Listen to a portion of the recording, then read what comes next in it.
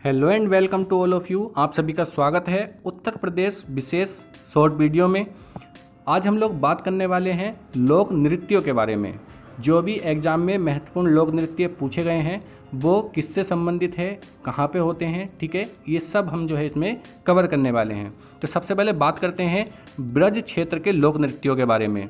इसमें जो है आपको याद रखने हैं रास नृत्य, झूला नृत्य, चरकुला नृत्य, इसको हम घड़ा नृत्य भी कहते हैं, ठीक है, पूछ सकता है घड़ा नृत्य किसे कहते हैं, तो चरकुला नृत्य, और एक है मयूर नृत्य। तो ये चार नृत्य आपको ब्रज क्षेत्र के याद रखने हैं, रास, झूला, चरकुला और मयूर। चरकुला को ही हम घड़ा नृत्य कहते हैं।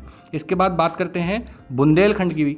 बुंदेलखंड में ख्याल नृत्य, धुरिया नृत्य, देवी नृत्य, घोड़ा, सोरा, राई नृत्य, पाई डंडा नृत्य और कार्तिक नृत्य, ये जो है महत्वपूर्ण नृत्य हैं जो बुंदेलखंड में होते हैं।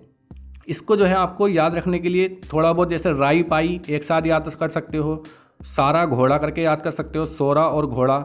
उसके बाद याद कर सकते हो कार्तिक को देवी का ख्याल आया, ठीक है, कार्तिक नृत्य देवी और ख्याल हो गया, और एक है धुरिया नृत्य। तो किसी भी तरीके से या ट्रिक के माध्यम से आप जो है इसको याद कर सकते हो। उसके बाद बात करते हैं पूर्वांचल की। पूर्वांचल में धोबिया नृत्य, ठीक है, ये नटवरी नृत्य भी अहीर द्वारा किया जाता है, ठीक है, और धोबिया नृत्य भी पूर्वांचल में ही होता है। तो दो नृत्य आपको याद रखने हैं, धोबिया और नटवरी नृत्य, जो अहीर द्वारा होता है।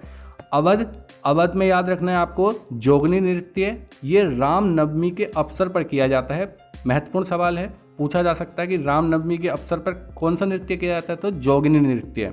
उसके बाद सोनभद्र, यहाँ पे आपको कर्मा नृत्य और धीवर नृत्य याद रखना है। धीवर नृत्य कहारों द्वारा किया जाता है। इसके बाद आपको याद रखना है कुछ विशेष पॉइंट जो एग्जाम में पूछे जा सकते हैं डायरेक्ट। छोलिया नृत्य जो है विवाह उत्सव पर राजपूतों द्वारा ढाल और तलवार के साथ किया जाता है, ठीक है, विवाह उत्सव पर राजपूतों द्वारा ढाल और तलवार के साथ छोलिया नृत्य किया जाता है।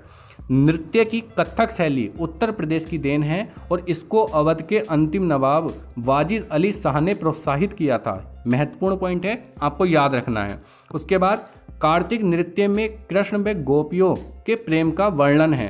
क्वेश्चन बन सकता है कृष्ण व गोपियों के प्रेम का वर्णन किस नृत्य में दिखाया जाता है, तो कार्तिक नृत्य में। चरकुला नृत्य, इसको हम घड़ा नृत्य भी कहते हैं, अभी ऊपर बताया है, और इसको राधा जी के जन्मोत्सव पर किया जाता है, ठीक है। उसके बाद बात करें ख्याल नृत्य, ये पुत्र प्राप्ति के लिए किया जाता है। तो डायरेक्ट क्वेश्चन बनेगा कि पुत्र प्राप्ति के लिए किस नृत्य को किया जाता है, तो आपको याद रखना है ख्याल नृत्य।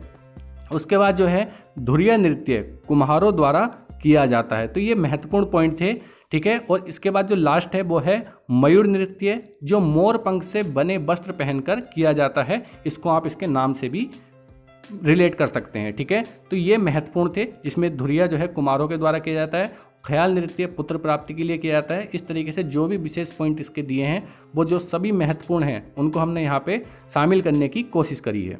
धन्यवाद। जय हिंद, जय भारत।